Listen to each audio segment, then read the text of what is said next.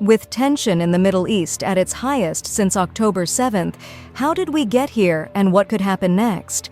Iran's response to Israel looms. What are the possible scenarios? The assassination of Hamas political chief Ismail Haniyeh in Tehran, along with the killing of leading Hezbollah figure Fuad Shukr in Beirut, has sent shockwaves throughout the Middle East, and the feeling that the Iranians are likely to respond with an attack on Israel that could start an all-out regional war. Israel is widely believed to have carried out Haniyeh's killing and claimed the assassination of Shukr, following on from months of devastating attacks on Gaza, where almost 40,000 Palestinians have been killed, and previous escalations against both Iran and its ally Hezbollah in Lebanon. There is apprehension over what comes next, with the fear that Lebanon in particular could be at risk of attack in the case of any extended conflict. It has now been almost a week since both Haniyeh and Shukr were killed, but no major attack on Israel has yet been conducted, with diplomats scurrying around the region in an effort to stave off any escalation. The Iranians have insisted they will respond, with Ministry of Foreign Affairs spokesperson Nasser Kanaani saying on Monday that regional stability could only come from punishing the aggressor and creating deterrence against the adventurism of the Zionist regime, Israel. The question now is, what shape will this response take? Will it be a measured effort calculated to avoid a regional war, much like the last time Iran felt like it had to respond to an Israeli attack in April? Or will Iran's leaders believe that the latest attacks require a more forceful response, even if it risks a wider conflict?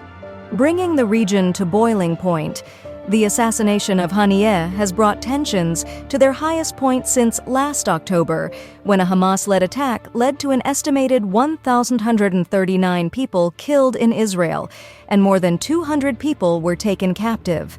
Israel responded by launching a devastating war on Gaza that has destroyed the enclave, displaced millions, and killed almost 40,000 Palestinians. Less than 24 hours before Haniyeh's assassination, Israel killed Fuad Shukr, a founding member of Hezbollah's armed wing, and at least 5 civilians in Beirut's southern suburbs. Israel blamed Shukr for an attack in the Israeli-occupied Golan Heights, which killed 12 Druze children and young people. Hezbollah has denied responsibility for the attack. Israel has killed at least 39 commanders or senior members of the Axis of Resistance, the pro-Iranian network opposed to U.S. and Israeli hegemony in the region, since October 7th, according to monitoring group ACLED. It is unlikely that the elimination of commanders and senior leaders of the Axis of Resistance will be a decisive factor in ending the current conflicts along Israel's southern and northern borders, or pose an existential threat to Israel's adversaries. ACLED's Middle East regional specialist Amineh Mevar wrote in a report, with a ceasefire agreement that could secure the release of Israeli hostages now even more distant, the current assassinations have brought the region even closer to the brink of a war that could have devastating consequences for the Middle East and beyond. Although Israel has not officially commented on Haniyeh's assassination, the day after the killing, Israel's Prime Minister Benjamin Netanyahu gave a speech acknowledging the likelihood of an Iranian response. "We are prepared for any scenario and will stand united and determined against any threat," Netanyahu said in a televised speech on Wednesday evening. "Israel will exact a very heavy price for aggression against us from any arena." Addressing the attack on Beirut's suburbs, Netanyahu said, "We settled the bill with Mohsen, Shukr's alias, and we will settle the bill with anyone who hurts us.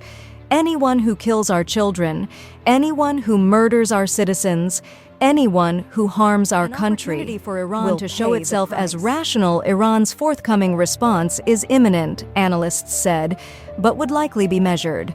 While Haniyeh's assassination on Iranian soil, and in the country's capital no less, was a major insult to the Iranian government, experts said it doesn't change Iran's desire to avoid a wider regional war with Israel and its main supporter, the United States.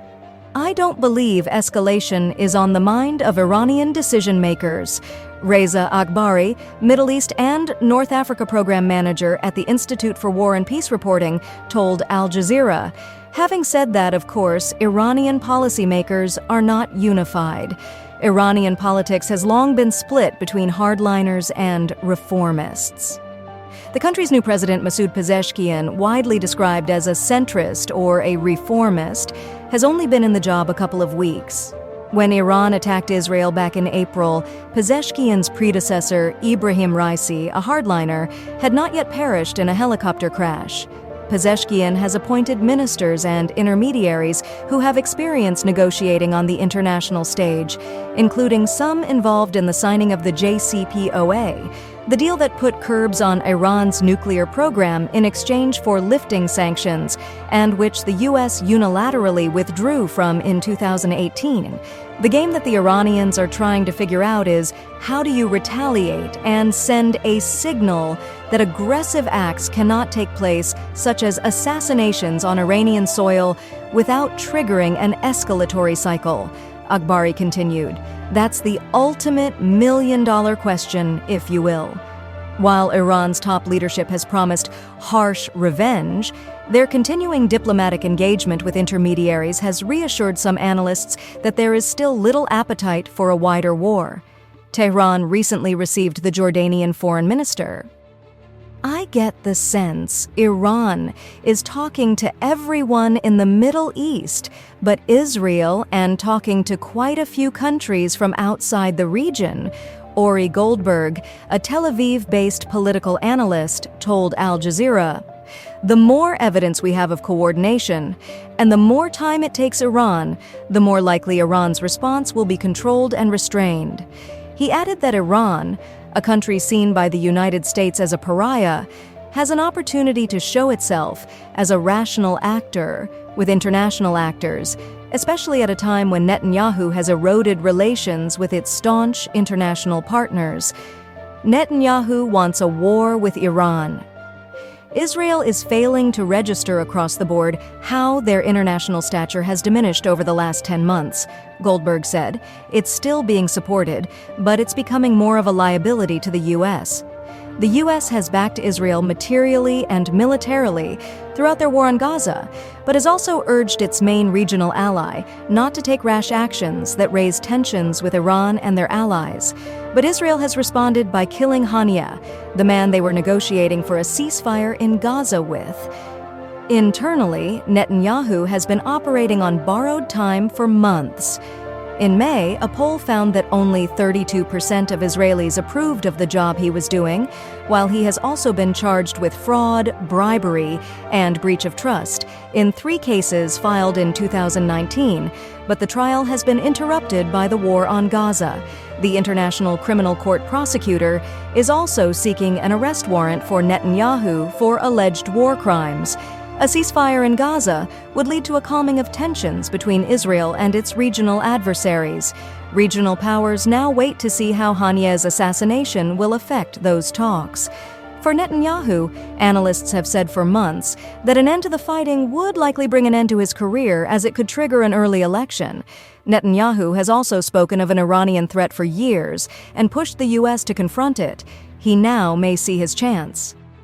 The general consensus in Israel is that Netanyahu wants a war with Iran, and he has been working for it, Goldberg said. Is there an appetite for this from the Israeli public? No, Israelis are bone-tired, but it's not like there is any other alternative vision or plan being proposed by an opposition. Hezbollah and the axis beyond Iran, Israel still has to consider the response by Iran's allies, particularly for the assassination of Shukr. Israel has crossed red lines, and a response is inevitable, Hezbollah leader Hassan Nasrallah said on Thursday. The question then is whether Iran's response will include coordination with its axis of resistance allies, particularly Hezbollah and Yemen's Houthis, or will each group act on their own? Imad Salameh, a political scientist at the Lebanese American University, said Hezbollah and Iran would likely be in close contact about their response. Though any attack would be strategic and try to avoid throwing more expected to coordinate with Iran, the overarching strategy will likely focus on a prolonged, controlled conflict that serves multiple strategic interests for Iran without escalating into a full-scale regional war, he said. For now, should Iran strike the right balance in their response, an all-out war in the region would be avoided, analysts said. Instead, a low simmer of tensions would continue with Iran engaging Israel predominantly through its regional allies in the axis of resistance, Salameh said. This coordination aims to demonstrate a widespread front against Israel, he said. However, Iran's strategic calculations indicate that the response should avoid igniting the region into an all-out war. Iran prefers to avoid transforming the Gaza-Israel conflict into a direct Iranian-Israeli war.